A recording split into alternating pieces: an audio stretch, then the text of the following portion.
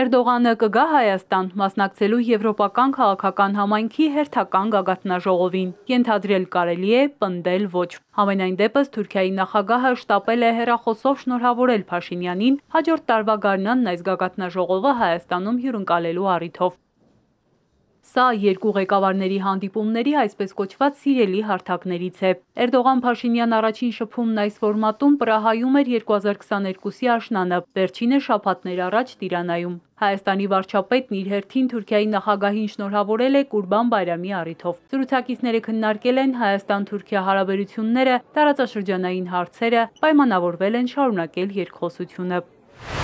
Երևանն ու Անկարան ակտիվ շփվում են, պայմանավորվում, գործակցում չունենալով դիվանագիտական հարաբերություններ։ Սա ղեկավարների հեռախոսազանգի լուրից առաջ խորհրդարանում հաշվետվության ընթացքում էր հասցրել արձանագրել Արարատ Միրզոյանը։ Անշուշտ իրավացի կլինի որևէ մեկը, եթե ասի, որ պետքա ժամանակն ավաղուց արդեն, որ այդ երկխոսությունը շոշափելի արդյունքներ ունենա գետնի վրա, ես եթե որևէ մեկ այդպիսի բան ասի, ինքս կհամաձայնվեմ։ Իսկ ինչու են ուշանում այդ արդյունքները։ Գուցե որովհետև Անկարան Բաքվի հետ սինխրոն է գործում եւ սպասում նախապայմանների հերթական խմբի իրագործմանը։ Եկեք չկռվենք։ Եվ նույնիսկ ընդդիմադիրների հետ կռվելու ցանկություն չունի, որովհետև Հայաստանի կառավարությունը վարչապետի առաջնորդությամբ դիրքավորվել է մի պատուհանի մոտ, որից բացվում է միայն խաղաղ Հարավային Կովկասի լայն տեսարանը։ Պատմական հնարավորություն կա Հարավային Կովկասում ունենալ այդ խաղաղությունը։ Հնարավորությունը պատմական է ըստ Միրզոյանի, հատկապես այս փուլում, երբ Երևանն ու Բաքուն համաձայնեցրել ավարտել են խաղաղության պայմանագրի տեքստը։ Թշնամու խմբագրության հետ համաձայնվելը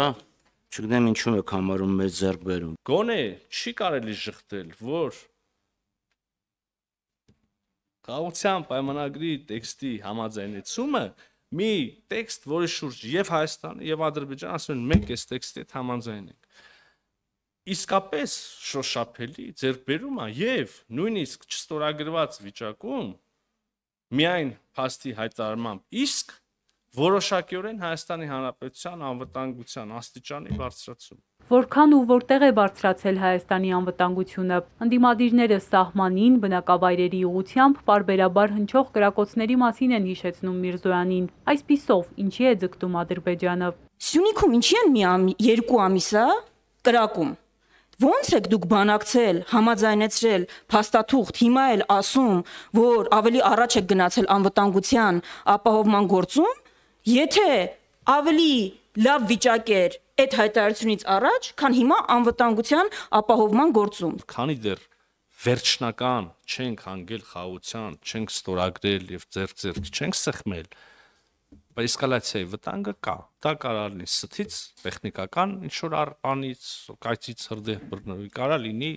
պլան որպես այդպեսին, հա, մյուս կողմից։ Ինչու են կրակում, Միրզոյանը չի կարող ասել, բայց կրկնում է բազմիցս հնչեցրած առաջարկը՝ ստեղծել հրադադարի ռեժիմի խախտումները հետաքննող մեխանիզմ ու պարզել, ով է կրակում ու ինչու։ Կրակոցները անշուշտ մտահոգիչ են։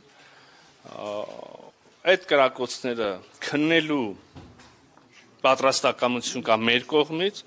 ինչ որ դրվագով կարող ենք ասել նաև կարծես թե ադրբեջանական կողմից, այդ ուղղությամբ այս պահին աշխատանքներ արվում են։ Բավարար չափով, որպեսզի ամեն ինչ պարզվի եւ բավարար չափով, որ վաղն էլ չլինի,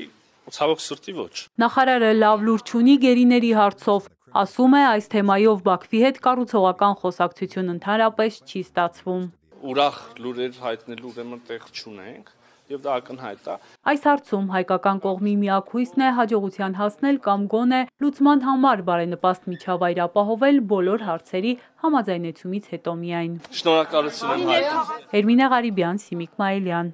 Էպիկենտրոն։